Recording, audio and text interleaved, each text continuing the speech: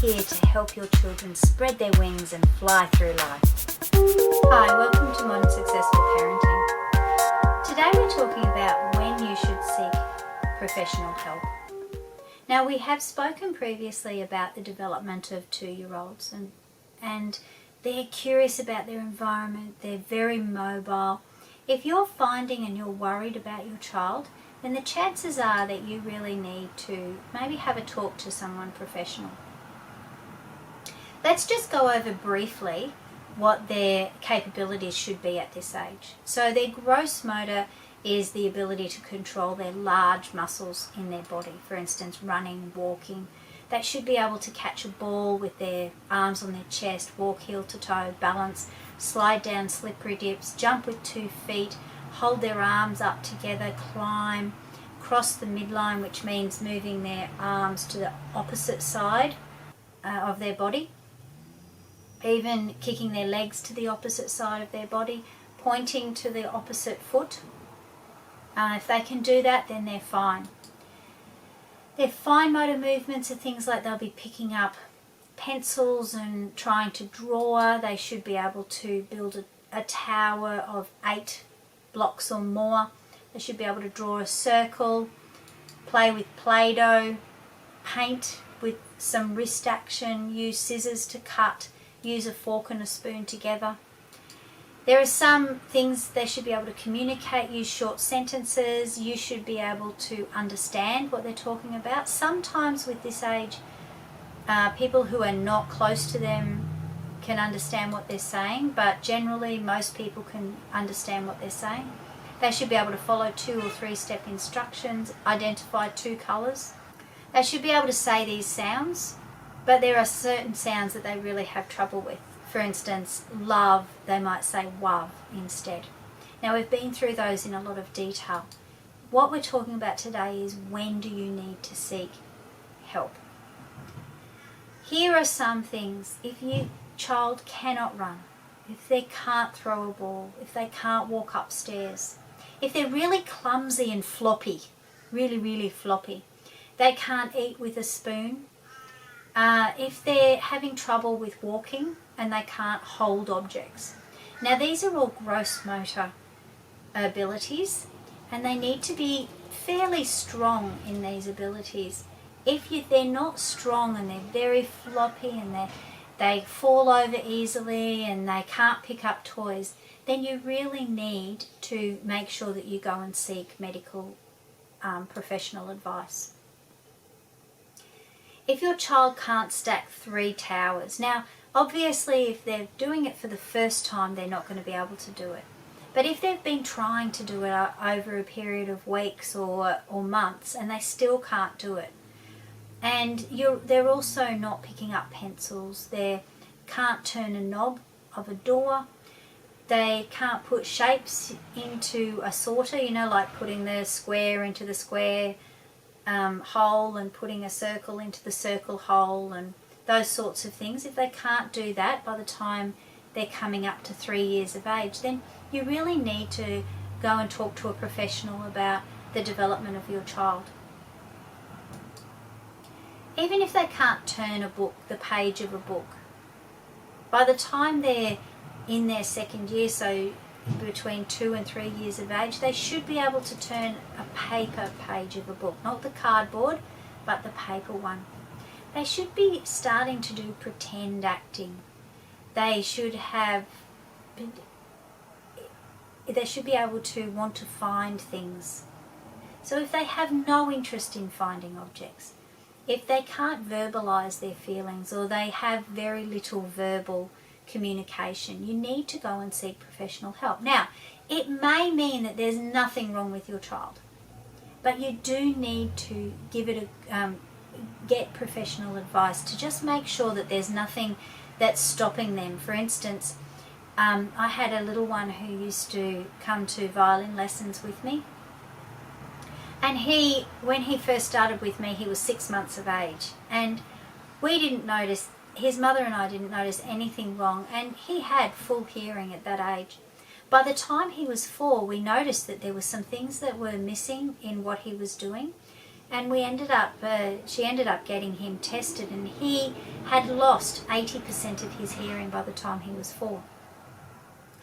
Now, we know that he had hearing early on, but as he developed, he had a degenerative condition, and he just had lost his hearing.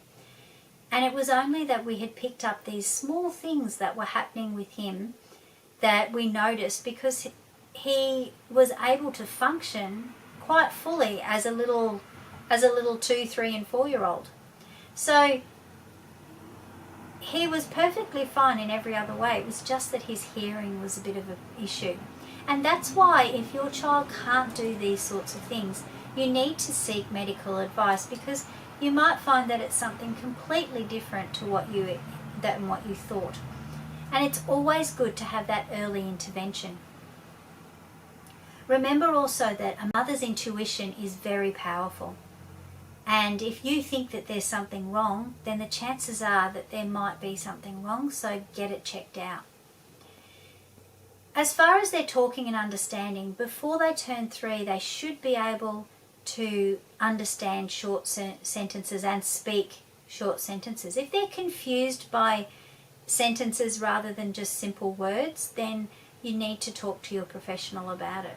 If they have no interest in stories and books, have a chat to your professional. So sometimes it's not just one thing, but it's a combination of a number of things. So if they've got no interest in books, but everything else is fine, then it's not a problem at all.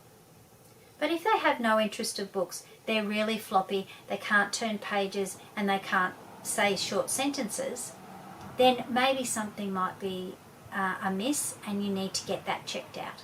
I hope that gives you an understanding of what we're talking about as far as them, why we need to seek medical help, and why sometimes when you go there they'll go, no, the kid's fine.